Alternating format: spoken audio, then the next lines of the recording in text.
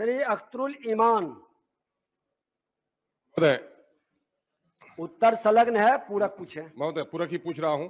महोदय, मैं सिर्फ एक बात कहूंगा जरूरी तौर पर कि अपना राज्य कृषि प्रधान है और कृषकों को महाजनों के चंगुल से निकालने के लिए केसीसी का एक बड़ा अच्छा प्रोग्राम सरकार ने चलाया और 2021-22 में इनका लक्ष्य था 8,75,000 किसानों को केसीसी का ऋण देना, लेकिन दिसंबर तक सिर्फ इन्होंने 1,36,000 को दिया है, यानी 15.5% लोगों को दिया है। तो बाकी कृषकों को किसान वो महाजनों के चंगुल से निकालने का क्या उपाय हो सकता है? और मामला मैं पूरक भी पूछ रहा हूं महोदय, एक 76% आबादी कृषक है और 24.84% घरेलू उत्पाद में कृषि का हिस्सा है। तो कृषि प्रधान इस राज्य में किसानों को अब तक लक्ष्य के अनुसार ऋण नहीं देने का कारण क्या है? माननीय मंत्री वित्त विभाग। अध्यक्ष महोदय, माननीय सदस्य ने केसीसी के संबंध में अपनी चिंता जाहिर की है, मैं इनको धन्यवाद देता हूं। महोदय, नाबार्ड के द्वारा केसीसी लोन के लाभार्थियों की संख्या प्रत्येक वित्तीय वर्ष में निर्धारित होती है। सरकार और रिजर्व बैंक ऑफ इंडिया सिर्फ उसका अनुसरण करता है। साथ साथ महोदय, जो विगत वित्तीय वर्षों में केसीसी के लाभुक जो ऋण लिए थे कृषि के क्षेत्र में, पशुपालन के क्षेत्र में, मत्स्य पालन के क्षेत्र में, उसमें कुल 10,31,598 लाभुकों का रिन्यूअल भी किया गया है।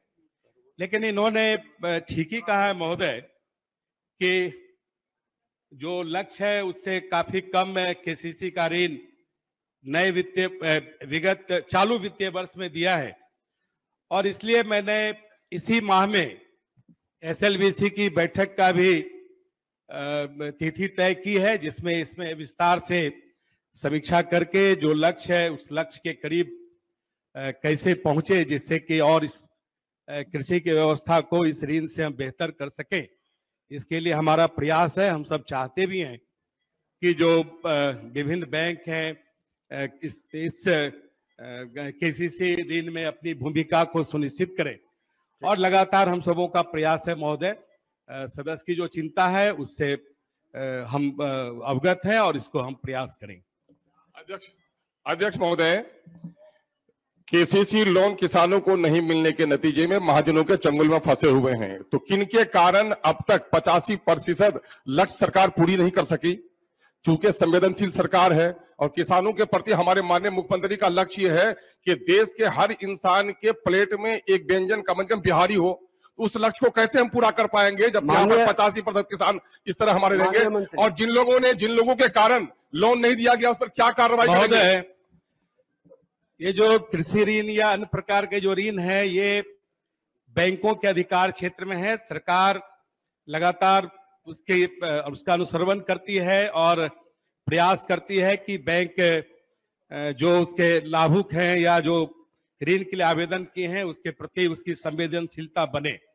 लेकिन इसका अर्थ यह नहीं है महोदय कि अगर वो कोई ऋण के लिए आवेदन नहीं किए हैं तो वो कहीं न कहीं कोई साहूकार के चंगुल में है। लगातार हम सब अभी हमने आपको आंकड़ा भी दिया कि विगत वर्षों में यह काफी सैचुरेशन के काफी करीब भी था। तो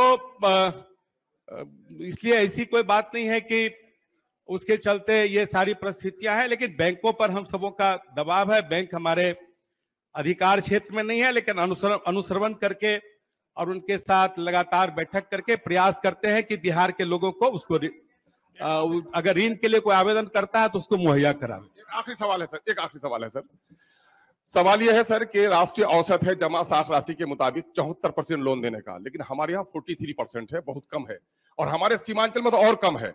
तो सीमांचल में बाढ़ प्रभावित है, गरीबी रेखा से लोग नीचे हैं, कृषकों की हालत बड़ी खराब है। तो क्या सीमांचल के अलग से ये वहां पर कृषकों को लोन देने का लक्ष्य निर्धारण करके उसको सुनिश्चित करेंगे? और जिला स्तर में विधायकों को उस कमेटी का मेंबर है वैसे, लेकिन पावरफुल मेंबर नहीं है, उस लक्ष्य को पूरा करने के लिए पूरी जिम्मेदारी तय कर पाएंगे?